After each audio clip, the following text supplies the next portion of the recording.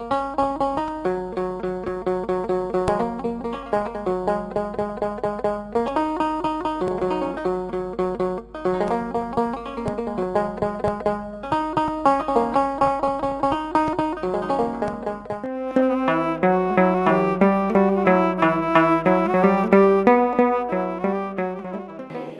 አብ ወወልድ ወመንፈስ ቅዱስ አሐዱ አምላክ አሜን። ቅዱስ አምላክ እግዚአብሔር ሀገራችን ኢትዮጵያን የጠበቅክልን እስከዚህ ሰዓት ያደረስከን ቀደም ካሉ አባቶቻችን ጋር ሆነ ጠላት ዲያብሎስንና ሰራዊቱን የጣልክልን ዛሬም በቤተ ክርስቲያናችን አስተምህሮ በማህሌቱ በቅዳሴው በኪዳኑ በሰዓታቱ በምእመናን ጸሎት የማትለይ ቸርና መሐሪ ቃልህን ያልበላህ እውነተኛ ታማኝ እረኛ ነህና ይህ ታላቅ ሕዝብ ያመሰግንሃል። ክብር ምስጋና ለእግዚአብሔር ይሁን። ንጉሥኪ ጽዮን ኢይትመዋዕ ለጸር ወኢያሃድጋ ለሀገር። ቅዱስ ያሬድ ሊቁ ጽዮን ሆይ ንጉሥሽ ለጠላት አይሸነፍም፣ ያንቺ ንጉሥ ለጠላት አይመችም። ጽዮን ቤተ ክርስቲያን ሆይ ንጉሥሽ ለጠላቶችሽ አይመችም። ጽዮን ኢትዮጵያ ሆይ ንጉሥሽ ለጠላት አይሸነፍም። መሳሪያ ሳይኖረው የሚዋጋ ነው ያንቺ ንጉሥ። ድንጋይ ሳይወረውር የሚጥል ነው። ሳይተኩስ ዓለምን የሚማርክ ነው ያንቺ ንጉሥ። ለሚፈሩት በሙሉ ክብር ነው፣ ለሚታበዩ ትቢት ሆዳቸው ለነፋቸው ደግሞ ማስተንፈሻ ነው። የጽዮን ንጉሥ የማን ንጉሥ? ተናገሩ ይህን ቃል። የማን ንጉሥ? የማን ንጉሥ? ጽዮን ማለት መጠጊያ ነው። ጽዮን ቤተ ክርስቲያን፣ ጽዮን ቅድስት ድንግል ማርያም፣ ጽዮን የምእመናን አንድነት። ያንቺ ንጉሥ ሰራዊት የለውም፣ ግን ብቻውን ተዋግቶ ያሸንፋል። ያንቺ ንጉሥ እምቢኝ ብለው የመጡትን በሙሉ ለማዳን ይፈልጋል። አልድንም ካሉ ደግሞ አንዳች ጠጠር ሳይወረውር ይጥላቸዋል። እቺ ጽዮን ቤተ ክርስቲያን ናት። በዚች ቤተ ክርስቲያንና በመላው ዓለም ከአቤል ጀምሮ እስካሁን ድረስ በርካታ ሰዎች በግፍ ሞተዋል። ግን የማይሸነፈው አምላክ ዛሬም ከምእመናን ጋር ነው። ቅዱስ ያሬድ የድጓ መምህር ነው። የሐዲስ ኪዳን የብሉይ ኪዳን መምህር ነው። የሰላም መምህር ነው። ይገርማቸዋል። በምስጢረ ሥላሴ ጀምሮ ትምህርቱን በሰላም የሚያጠናቅቅ ሰላማዊ ኢትዮጵያዊ ሊቅ ነው። የመንፈስ ቅዱስ ማደሪያ ነው። የበረከት አባት ነው። እሱ የሰበከው በሙሉ ክርስቶስ በሐዲስና በብሉይ በሐዲስ ክርስቶስ በብሉይ ኃያሉ አምላክ እግዚአብሔር የተናገረውን አስማምቶ አስቀመጠው። ንጉሥኪ ጽዮን ኢይትመዋዕ ለጸር ወኢያሃድጋ ለሀገር። እጇን የምትዘረጋዋን ሀገር ደግሞ ፈጽሞ አይተዋትም ይላል እግዚአብሔር። አይተውን ራ መስግኑ ወገኖች፣ አይተውን እግዚአብሔር። እጇን ወደ ማን? ወደ ማን? መሳሪያ ያልጨበጠ እጇን ነው። ጉልበት የለኝም ጉልበት ያንተ ነህ ነው። አባቶቻችን የዛሬ 130 ዓመት ኢትዮጵያውያን ለእግራቸው ጫማ የላቸውም። የለበሱት ልብስ እንኳን እንዳሁኑ እንደኛ አእምሮ የሚታይ አይደለም። ወዛቸው ማራኪ ነው። ሲታዩ አስፈሪ ግርማ ሞገስ አላቸው። ገና ሳይዋጉ ፊታቸው ያስፈራል። ምላጭ ሳይስቡ ጋሻ ሳይመዙ ጦር ሳይመዙ ሳይወረውሩ ሲታዩ ያስፈራሉ። በኢትዮጵያ የተደበቀው እውነተኛ ምስጢር ይሄ ነው። ለምንድን ነው ኢትዮጵያ ለዓለም አጀንዳ የሆነችው? እግዚአብሔርን የሚፈራ ሕዝብ አላትና ይህን ካሳጣናት ሁሉን ነገር አሳጣናት ነው። እግዚአብሔርን ያጣን ቀን ውርደት ነው። እሱን ከማጣት እግዚአብሔር ይሰውረን። ያ አልተማሩም የምንላቸው ሰዎች ፊደል አልቆጠሩም፣ ዲግሪ ዲፕሎማ የላቸውም፣ ማስተርስ ቢኤ ዲግሪ ፒኤችዲ የላቸውም፣ ግን ሲወጡ ያስፈራሉ። ማን ከነሱ ጋር ስላለ? ማን ከነሱ ጋር ስላለ? ወገኖች እግዚአብሔር ከናንተ ጋር ይሁን። እግዚአብሔር ሞገስ የሆነው ሰው በሰው ፊት ሲቆም ይፈራል። ሞገስ አለ። እዩት በደንብ እግዚአብሔር አብሮት የወጣ ሰው አይታችሁታል። ዮሴፍን በ20 ብር ተሽጦ ገብቶ የግብፅን ታሪክ የቀየረ በፈርዖን ቤት በግብፅ ላይ የመጣውን ዓለም አቀፍ ረሃብ 7 ዓመት ሙሉ እህል አከማች። ረሃብ መጥቷል። ለዓለም ትርፍ አድርጎ ለዓለም ምክንያት አድርጎ እግዚአብሔር ስላንተ ነግሮኛል፣ እኔ ስደተኛ ነኝ፣ ዘመድ የለኝም አለ ዮሴፍ። ሁላችንም ስደተኞች ነን። በዚህ ምድር ላይ ምን አለን? እዚህ የተንጣለለ አፓርታማ ቤት ላይ ይኖራችኋል። የምትቀበሩት ግን ፎቅ ይዛችሁ አይደለም ይመናል። ባንክ ያጨናነቀ ሀብትና ንብረት ገንዘብ ይኖራችኋል፣ ግን ያም ድህነት አይደለም። ይሄ ብቻ አይደለም። ብዙ ሰዎች ይፈሯችሁ ያከብሯችሁ ይሆናል ስለ ሀብታችሁ፣ ስለ ስልጣናችሁ፣ ስለ ዝናችሁ ብለው። ምን ያደርጋል? አንድ ቀን አፈር እንሆናለን። አንድ ቀን የውርደት ዘመን የመከራ ዘመን ይመጣል። አንድ ቀን ካለን ሀብት አንዱን ሳንይዝ ባዶ እጃችን አንዲት ብቻ ብጣሽ ልብስ ይዘን እንሄዳለን። እግዚአብሔርን የሚፈራ ግን መጨረሻው ያምራል ይላል። እግዚአብሔር ኃያል ነው። ኢትዮጵያ በዛ ጊዜ እንግዲህ ልቀዋት ነው የመጡ ጠላቶቻችን። እቺ ኋላ ቀር ሀገር ናት፣ ምንም የላትም። እነሱ ያላቸው እየሄዱ የሚንበረከኩለት አምላክ ነው። እንደኛ የሰለጠነ መሳሪያ የላቸውም ብለው ነው የመጡት። አዎ መሳሪያ የለንም ዛሬ። ግን አንድ ነገር አለን። የምዕመናን የድሃ የህዝብ እንባ ግን ከባድ ነው። የኢትዮጵያ እንባ ከባድ ነው። ዛሬም ኢትዮጵያን፣ ዛሬም ህዝቡን፣ ዛሬም ሁላችን መከራና ችግርን ጭነው በክፋት የሚያዩን ካሉ ንጉሳችን አይሸነፍም። ትዝ አይላችሁም? ዳዊትና ጎልያድ የእስራኤልን ህዝብ አጠፋለሁ ብሎ ይህን ሁሉ ህዝብ አንዴ አጠፋዋለሁ አለ። እግዚአብሔር ከህዝቡ ጋር ነበረ። ስለ አብርሃም ብሎ እግዚአብሔር ህዝቡ ጋር ነበረ። ስለ አብርሃም ብለህ እግዚአብሔር ከኛ ጋር አሁን እባክህ። ስለ ይስሐቅ ስለ ያዕቆብ ብሎ ከነሱ ጋር ነበረ። ስለ ሙሴ ብሎ እግዚአብሔር ከነሱ ጋር ነበረ። ስለ ቅድስት ድንግል ማርያም ብሎ ከሁላችን ጋር ይሁን። ስለ ሰማይቱ ብሎ ከሁላችን ጋር ይሁን። ዳዊትና ጎልያድ የሆኑትን አይታችኋል። ጎልያድ በርዝመት ከሰው የሚበልጥ ምናልባትም ከዛፎች ጋር የሚነጻጸር በጣም ወፍራም አካል ያለው በጣም የተፈራ በጦር ውርዋሽም ሆነ በጋሻ ስንዘራ በብዙ ነገሮች በእነዚህ ሁሉ ከባድ ነበር። እርሱ ጋር እግዚአብሔር የለም። ከወደቀው ከተናቀው ከእረኛው ከብላቴናው ከዳዊት ጋር ግን እግዚአብሔር ነበር። እግዚአብሔር ከሁላችን ጋር ይሁን። የተንከራተትነው እግዚአብሔር ከኛ ጋር ሳይሆን ቀርቶ ነው። በብዙ መስመሮች አብዛኛው ይሄ ህዝብ ደስተኛ ላይሆን ይችላል። የኔ ጉዳይ ምን አለ ጠጋ ብለህ አንዱ የምትጠይቀው ኧረ ተወው ነው የሚለው። ተከድኖ ይብሰል ሊል ይችላል።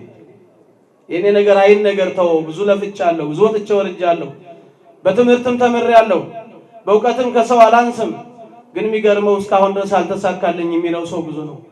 መድኃኔዓለም ህይወታችንን ያሳካው። በየቤቱ ብትገቡ እንደዚህ ነው። ትልቁ ቤት ብትገቡም እንደዛ ነው። ደሳሳ ጎጆ ብትገቡም እንደዛ ነው። በጣም ትልቅ ሰው ነው የምትሉት ቤት ብትገቡም እንደዛው ነው። የለው የኔን ነገር ተው፣ ጤና የለኝ፣ እዚህ እዛ መራመድ አልችልም፣ እግሬን ያስረኛል ይላል። ሰውነቴን ይቆረጣጥመኛል፣ ይሄን ማጅራቴን አናቴን ይከፍለኛል፣ አይ ሞት ይሻላል ይላል። በየቤቱ ይሄ ነው ያለው። እግዚአብሔር ያለው ግን እፎይ ተመስገን ይላል። ቅድም በመሃል ሲነገር እንደሰማሁት አዎ ተስፋ ቆርጬ ሐኪሞች ሁሉ አትድኝም ነው ያሉኝ። ሰው እንዲህ ነው አትድንም ይላል፣ እግዚአብሔር ግን ትድናለህ ይላል። እንደምታውቁት ንጉሳችን ይሄ ነው። የዳዊት ንጉስ፣ የእስራኤል ንጉስ፣ የአብርሃም አምላክ እግዚአብሔር ከዳዊት ጋር ሆኖ ጎልያድ ክንዱን በማሳየት በማስፈራራት በመዛት በእኛ በኢትዮጵያውያን ላይ እንደመጡት ጠላቶች እጥልሃለሁ፣ እገድልሃለሁ፣ አንተም ብቻ አይደለም አእላፈ እስራኤልን በሙሉ የአራዊት ሲሳይ አደርጋቸዋለሁ ብሎ ተናገረ። እንዲህ ዳዊት ግን እንዲህ ነው ያለው፣ እኔ በእግዚአብሔር ስም እመጣብሃለሁ። በማን ስም? ጠላታችሁን በእግዚአብሔር ስም ሂዱበት። በማን ስም አለው ወገኖች? እኔ የምመጣብህ በእግዚአብሔር ስም ነው። አንተ ያዝከው ጋሻ ጎራዴ ሰይፍ ነው። እኔ ግን ከሰይፍም ከጎራዴም በላይ ምንም ነገር የሌለኝ ግን ስውር የሆነውን አምላክ የአባቶችን አምላክ እግዚአብሔርን እዤ ወደ አንተ መጥቻለሁ አለው እና ሲሰድበው አንተ ጭንጋፍ ነህ ውሻ ነህ አለው ይላል። ጸያፍ ቃል ነው ይሄ። አዎ ትዝ ይላችሁ ከሆነ ወድህረ ኩሎ ማስተራአየኒ ሊተዘመስል ከመጻጻ ይላል ቅዱስ ጳውሎስ። እኔ ይላል ለነገሌ ታየ፣ ለሴቶቹ ታየ፣ ለገሌ ታየ ይልና በስተመጨረሻም እንደ ጭንጋፍ ለመሆን ለኔ በደማስቆን ተራራ ታየኝ ይላል ቅዱስ ጳውሎስ። ራሱን ከዚህ ቆጠረ። አዎ ዳዊት ምን አለ? እኔ ምንም በፊትህ የተናቅሁ ነኝ፣ ግን የአባቶች አምላክ ክንዴ ላይ አለ ነው ያለው። አይታችኋል። ከዛ በኋላ የሆነውን ትንሽ ጠጠር ወርውሮ ትልቁን ሰውዬ ጥሎታል። በጠጠሯ ውስጥ የእግዚአብሔር ክንድ ነበረ። የምእመናን የኢትዮጵያ እንባ፣ የምእመናን እንባ የእግዚአብሔር ክንድ ያለበት ትዕቢተኛ ነኝ የሚሉትንና የገፉንን፣ የመቱንን፣ የገደሉንን፣ ያረዱንን በሙሉ የሚጥል ነው። እግዚአብሔር ተዋጊ ነው። ማን ተዋጊ ነው ወገኖች? በኢትዮጵያ ነገሥታት እንዳሁኑ ሳይሆን ሳንከፋፈል በዘር በነገድ ሳንለያይ ወንዞችን ከመጠጥነት አልፎ ለዘረኝነት ሳንጠቀማቸው አይደል? ዛሬ ወንዞች እኮ ይሄ ቆሸሸ ወንዝ ከዚህ ማዶ እዛ ማዶ ልንባባል እንችላለን። እኛ ሀገር እንዳለመታደል ሆኖ በወንዞቻችን ብዙ አንጠቀምባቸውም። ብዙ ወንዞች ብዙ ውሃዎች ያሉን፣ ግን ምንም ውሃ ደግሞ የሚጠጣ ውሃ የሌለባት በጣም ዝቅተኛ የውሃ ንጹህ ውሃ ከሚያገኙ ሀገራት አንዷ። ትልልቅ ወንዞች አሉን፣ ወዲያ ማዶ እዚህ ማዶ እያልን ዘር ምንከፋፈልባቸው። አለመታደል ነው ያለ ሰው ያለውን የሌለውን ነገር ፈጥሮ ትልልቅ ነገርን ያሳያል። እኛ ያሉንን ነገሮች ለክፉ ነገር ተጠቅመናል። እግዚአብሔር ከክፉ ነገር ይሰውረን፣ ከክፉ ሐሳብ ይመልሰን። ሳይከፋፈሉ ኢትዮጵያውያን አገራችን ልትወረር ነውና አገር የሌለው ሰው የተዋረደ ነው አሉ። ቤተ ክርስቲያን የሌለው ሰው፣ ሃይማኖት የሌለው ሰው የተዋረደ ነው። ከምን ዋረድስ ጦር ፊት ሄደን መሞት ይሻላል። ማንን ይዘን እንሂዳሉ? እግዚአብሔርን። ማንን ወገኖች? አዎ ኢትዮጵያውያን ማንን ይዘው ቢሄዱ ጥሩ ነው? አሁን ፒያሳ ተብሎ የሚጠራውን ቅዱስ ጊዮርጊስን ይዘው ወደዛች ወደ ሰሜኗ ሀገራችን ወደ ትግራይ ምድር አሁን ተከፍላ የሄደችዋን የኛ አካል የነበረችዋን ወደ ኤርትራ ምድር ድንበር ላይ ለመከተም እግዚአብሔርን ይዘው ሄዱ። ማንን ይዘው ወገኖች? አዎ እግዚአብሔር ዘምስለ ዮሴፍ ተሰይጠ ከመ ይስፍር ሲሳዮ ለሕዝብ ይላል። እግዚአብሔር ከተዋረደ ሰው ጋር አብሮ ተሽጧል። ከዮሴፍ ጋር በ20 ብር በይሁዳ በ30 ከመሸጡ በፊት እግዚአብሔር ከዮሴፍ ጋር በ20 ብር ተሽጧል። ከኢትዮጵያው ንጉሥ ከኢትዮጵያ ነገሥታት ጋር አብሮ የቅዱስ ጊዮርጊስ ጽላት ስሙ የተጻፈበት የማን ስም? ባለፈው ተናግሬዋለሁ። በቃል ኪዳን ጽላት ላይ የማን ስም ነው የተጻፈው? የማን ስም ነው የተጻፈው ወገኖች? ትልቁ የእግዚአብሔር ስም ተጽፏል። ለስሙ ፊታችን ግንባራችን መሬት አስነክተን እንሰግድለታለን። ለስሙ ለማን ስም? ለማን ስም ወገኖች? አው እንዳታፍሩ እንዳትጠራጠሩ። የቃል ኪዳን ታቦት ስታዩ ደስ ይበላችሁ፣ ስሙ መጣል ይበሉ። ይሄን ይዘው ነው የሄዱት። ኋላ ቀር መሳሪያ ነው ይዘው የሄዱት። ከኋላ ቀሩ መሳሪያ በላይ ግን አይታችኋል የቅዱስ ጊዮርጊስ ጽላት ከላዩ ላይ የእግዚአብሔር ስም ያለበት። የማን ስም ያለበት? ይሄ ታሪካችን ነው። ይሄ ፖለቲካ አይደለም። ይሄ በምንም ተአምር የህይወት ጉዳይ ነው፣ የሀገር ጉዳይ ነው። ስለ ሀገር አንድነት፣ ስለ ሀገር ሰላም፣ ስለ ሀገር መኖር መስበክ ፖለቲካ አይደለም። ይሄን ልትረዱት ይገባል፣ ባለስልጣናቱም ማለት ነው። እቺ ሀገር ስትኖር ነው እኛም ተከብረን ያለን። እንኳን ሀገራተን ሀገር ኑሮንም በየበረሃው እያለቅን ነው። በሊቢያ በረሃ አንገቱን የተሰየፈው ወጣት ስንት ነው? በቀይ ባህር በውቅያኖስ ያሳ እራት ሆኖ የቀረው ስንት ነው? እዚህ መሃል ሀገር ላይ አንገቱን እየተቀላ የሚያልቀው ስንቱ ነው? ስለዚህ አገርን አንድ አድርጎ መጠበቅ ወሳኝ ነገር ነው። እግዚአብሔር ኢትዮጵያን አንድ ያድርግልን፣ የሚከፋፍለንን ሰይጣን ይክፈልልን። ሳንፈልጋቸው ለነሱ ባሮች ሊያደርጉን ፈልገው ይመጡ ነበሩ። እግዚአብሔር ግን ባሮች አይሆንም ህዝብ ያለ እጇን የምትዘረጋው ወደ እግዚአብሔር ሀገር ወደ እግዚአብሔር እጇን የምትዘረጋው ሀገር የእናንተ ባሪያ አይደለችም የኔ አገልጋይ ናት አለ እግዚአብሔር። አይሆንም ህዝቤን ልቀቅ ብዬ ፈርዖን ጋር ስነጋገር አላወቃችሁኝም? ያመልከኝ ዘንድ ይሰዋልኝ ዘንድ ልቀቅልኝ ብዬ ፈርዖንን የውሃ ሲሳይ አድርጌው የቀረው አፈር አድርጌው የቀረው ጭቃ አብልቼው የቀረው እኔ እግዚአብሔር ነኝ። ጣሊያን ሆይ ተመለሽ አለ። በቅዱስ ጊዮርጊስ ጽላት ላይ አድሮ እግዚአብሔር ተዋጋ። በዚህ በጀርባችን ባለው የቃል ኪዳን ጽላት ላይ አድሮ ዛሬም ችግራችን ይዋጋልን፣ ዘረኝነትን ይዋጋልን፣ ረሃብን ይዋጋልን፣ መጎሳቆልን ይዋጋልን፣ እርስ በርስ መጎሻሸምን ይዋጋልን። ንጉሳችን ስሙ ኃያል ነው። ንጉሳችን ስሙ ኃያል ነው። እኔ እግዚአብሔር ኃያል ነኝ፣ ተዋጊ ነኝ። የሚያከብሩኝን አከብራቸዋለሁ። እምቢ ብለው ሰዎቹ ሲጣሏችሁ መጀመሪያ ምከሯቸው። ምእመናን ይኸውላችሁ እኛ ኢትዮጵያውያን አንዱ ባህላችን ይሄን ነበር። የገፉንን ሰዎች በሙሉ መክረን የተጣላናቸው። ማንም ይሁን የበታችህም ይሁን የበላይ ተው እባክህ ተው ይበሉት። እዛ በኋላ ክንድህ ላይ የእግዚአብሔር ጠጠር ነው ያለው። ከወረወረው አትስተውም በምንም ተአምር። ባንተ እንባ፣ ባንተ መዳፍ፣ ባንተ ሐሳብ ውስጥ የእግዚአብሔር ሐሳብ ነው ያለው። እዛ በኋላ ተው ብለዋል፣ መክረዋል። በቤተ ክርስቲያን አስተምሮ ይሄ ትልቅ ነገር ነው። በምእመናንም ዘንድ እገሌ ተናገረኝ ብሎ ወደ በዛ ፊት ማዞር፣ እነገሌ ገፉኝ ብሎ ድንጋይ መወርወር ሳይሆን እግዚአብሔር ሆይ ምከርልኝ ባክህ። እግዚአብሔር የኛን ጠላቶች መክሮ መልሶልናል። እምቢ ያሉትን እዛው አፈር አድርጎ እንደ ፈርዖን የእሳት ሲሳይ አድርጎ የጠበንጃ ሲሳይ አድርጎ የጥይት ሲሳይ አድርጎ አስቀርቷቸዋል። ሊወጉን የመጡትን ደግሞ ትንሽ የተሻሉትን ደግሞ መልሶ በሕይወት አትርፎ ሁላችንም እግዚአብሔር ለሕይወት ያትርፈን። በሕይወታችሁ እግዚአብሔር ይድረስላችሁ። በሞት አፋፍ ያላችሁ እግዚአብሔር ይድረስላችሁ። ይሄንን የምታዩት የቃል ኪዳን ታቦት ላይ የማን ስም እንዳለ አስቡ አልኋችሁ? የእግዚአብሔር ስም ያድናል። ትዝ ይላችሁ ከሆነ ሙሴ በምድረ በዳ እንኳንስ የቃል ኪዳን ታቦት ስሙ ያለበት በምድረ በዳ የነበረው የእስራኤል ሕዝብ እባብ ነድፎ በጨረሰው ጊዜ እባብ የሚመስል ነሐስ ሰቅሎ ይህንን የነሐስ እባብ ምስል ሕዝቡ ይየዋል። እግዚአብሔር ሕዝቡ ቀና ብሎ ሲያየው በመርዝ የተነደፈው መርዙ ከውስጡ ረከሰለት። በመርዝ ተነክሶ ሊሞት የነበረው ደግሞ እግዚአብሔር እባቡን ጣለለት። በዚህ የቃል ኪዳን ታቦት ላይ ያለው የእግዚአብሔር ስም ጠላቱን ዘንዶውን ይጣልላችሁ። እግዚአብሔር ተዋግቶ ያሸንፋል፣ ክፉ ነገርን ሁሉ ያስወግድልን። ስለዚህ እኛ ዛሬ የምናከብረው አንደኛ እግዚአብሔር ረዳት መሆኑን ነው። ማን ይረዳል? ተፈስሑ በእግዚአብሔር ዘረዳን አለ ዳዊት። በረዳን በእግዚአብሔር ደስ ይበላችሁ፣ በረዳን በአምላካችሁ ደስ ይበላችኋል። ደስ ይበላችሁ፣ ይረዳል እግዚአብሔር። የዛሬ 130 ዓመት አይደለም፣ ዛሬም እግዚአብሔር ይረዳል። ዛሬም እግዚአብሔር ይመግባል። ወዘይሴሲ ለኩሉ ዘሥጋ በብዝሃ ሂሩቱ፣ በቸርነቱ ብዛት ዛሬም ሥጋ የለበሰን በሙሉ ይመግባል። ማን ይመግባል? እግዚአብሔር ይመግባችሁ። ይህን እኮ የምትበሉት የሌላችሁ ትኖራላችሁ።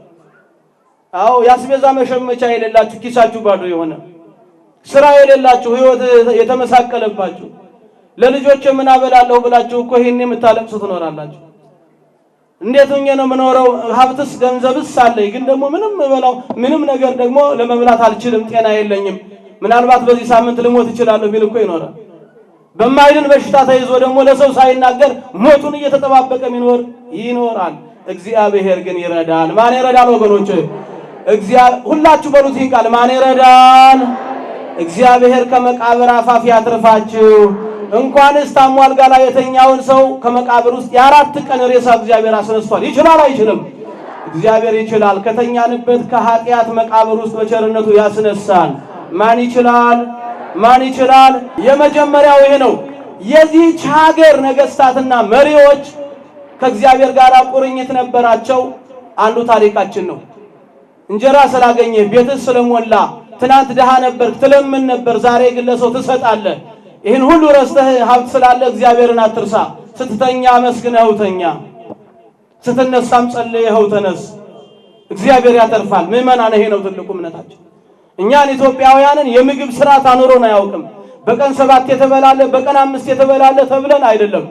አንዴ በልተው አሁን አብዛኛው ምእመን እዚህ ውስጥ ትናንትና 12 ሰዓት እስከ 2 ሰዓት ባለው የቀመሰ የበላ ነው። እስካሁን ድረስ ከእንጀራ ጋር አልተገናኘንም። ጸልዩ፣ እመኑችን ሀገር የሚያኖራት የእግዚአብሔር ቸርነት ነው። ክፉ አንሁን፣ መልካሞች እንሁን። ለሰው ክፉ ሐሳቢ አንሁን፣ መልካም ሰው እንሁን። ደጋግ ነገስታት ኢትዮጵያን አትርፈው ከመከራ ከረሃብ ከችግር አትርፈው ሰጥተውናል። እኛ ግን ማንም ጠላት ሳይመጣብን እርስ በርስ ጠላት ሆነናል። እግዚአብሔር ከዚህ ውርደት ይሰውረን ወገኖች። ዛሬም መስማት ያለበት ዓለም ይሄን ነው። ትልቁ እውነታ ይሄ ነው። ምንም ያጣነው ነገር የለም። ንጹህ አየር አለን፣ ጥሩ መሬት አለን። ቅድም እንዳልኳችሁ ብዙ ውሃዎች አሉን፣ ብዙ እጽዋት አሉን። ትንሽ እንኳን ቢዘራበት ምንም ሳይታረም ያበቅል መሬት አለን። ነገር ግን ዛሬ በመሬት ደም መፋሰስ እንጂ እርስ በርሳችን ለሆድ ለሚያድር እንጀራ እንኳን ማብቃት አልቻልንም። እስካሁን ድረስ እንጀራ ለማኞች ነን። ከዚህ የበለጠ ውርደት ምን አለ? ኢትዮጵያ አሁንም ከሚለምኑ ሀገራት አንዷ ልትሆን ትችላለች። ይሄ ፖለቲካ አይደለም። ይሄን ችግር ያመጣ ነው እኛ ነን። እኛ ሰላም ብንሆን የሚበላ አልጠፋም። በየቤቱ ተካፍለን ብንበላ ሀብት ሞልቷል። እግዚአብሔር ይመስገን። እግዚአብሔር ይባርክልኝ። ና እስቲ ወንድሜ አብረን እንኖር፣ አብረን እንብላ፣ ላግዝህ፣ እስኪ እንዲህ ላድርግልህ፣ አንተ ወድቀሃል፣ እግዚአብሔር ያነሳሃል፣ አይዞ እኔ ደግሞ ቁም ያለው ስትወድቅ ዝም ብያለሁ። ይሄን ብለን ብንረዳዳ ሀብትና ንብረት ሞልቷል። እግዚአብሔር እንዲያረዳዳን ፈቃዱ ይሆንልን። የዛሬ 130 ዓመት በኢትዮጵያ ታሪክ ተሰርቷል። ይሄ ታሪክ እንዲሰራ ደግሞ ዋናው እግዚአብሔር ነው። በዋናው እግዚአብሔር ሐሳብ ውስጥ ደግሞ እግዚአብሔርን የሚፈሩ የእግዚአብሔር ነገሥታት ነበሩ። በዛ ውስጥ ደግሞ የቅዱስ ጊዮርጊስ ጽላት ነበር። ይሄ ሆኖ ኢትዮጵያን ክብብ አድርጎ ያለ አጥር እግዚአብሔር ራሱ አጥሯ ሆኖ ኢትዮጵያን ጠብቆ አስረክቦናል። ጠብቀው ያስረከቡንን ሀገር አዋርደን ከመገኘት እግዚአብሔር ይሰውረን። ጠብቀው የሰጡንን ሃይማኖት ከማሳፈር እግዚአብሔር ይሰውረን። ጠብቀው ሞተው ያስረከቡንን ቤተክርስቲያን አሳልፈን ከመስጠት እግዚአብሔር ይሰውረን። ኢትዮጵያ ቤተክርስቲያን ሃይማኖት ሆይ ለዘላለም ኑሩልን።